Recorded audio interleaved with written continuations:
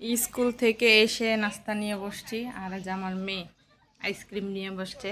কালকে আমরা আইসক্রিমের চ্যালেঞ্জ করছিলাম, পরে সেই আইসক্রিম রয়ে গেছে। এখন মুসাইফা স্কুল থেকে এসে খাইতেছে আর আমরা খাবো, আমি খাবো নাস্তা। আর আমার ঘরের অবস্থা পুরাই বেহাল। প্রতিদিন ঘর গুছাই কিন্তু তারপরও এরকম হয়ে থাকে। কি হয়েছে আইসক্রিম? আইসক্রিমটা অনেক মজা, আপনারা খাবেন? আপনারা খাবেন?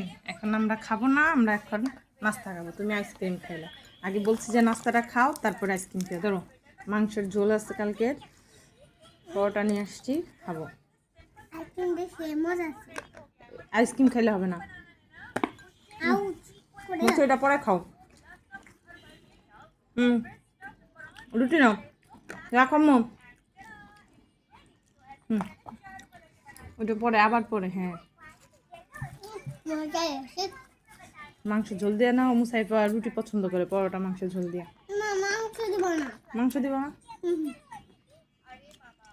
এটা ফ্রিজে রেখেছি, যাও গলে যাবে। নাস্তা খেয়ে এই যে আইসক্রিম খাচ্ছি, কালকে সেই চ্যালেঞ্জিং এর আইসক্রিম। এই যে মুসাইফা খায়। মুসাইফা বাবানছে একটা হচ্ছে বাদামের, একটা হচ্ছে চকলেট। এই যে দেখেন কত সুন্দর চকলেট। আমার চকলেটটা বেশি ভালো লাগছে। দেখা যায় না মনে হয়। এই যে দেখেন, এই দেখেন চকলেট। চকলেট বেরিয়েছে, আমি একটু খাই দেখি তো চকলেট। একটু দাও। না, কালকে চ্যালেঞ্জিং এর জন্য আইসক্রিম খেয়ে কোনো স্বাদ পাইনি, আজকে পাইতেছি। মজা হয়েছে। যাও। আর তোমার কিন্তু এত আইসক্রিম খাওয়া যাবে না, কিন্তু ঠান্ডা ঠান্ডার দিন।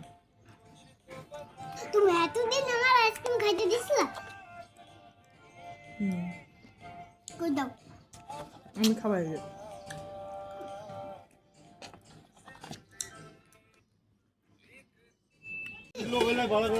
কি খাইছো বলো? ভেলপুরি। বাবাকে ছাড়া।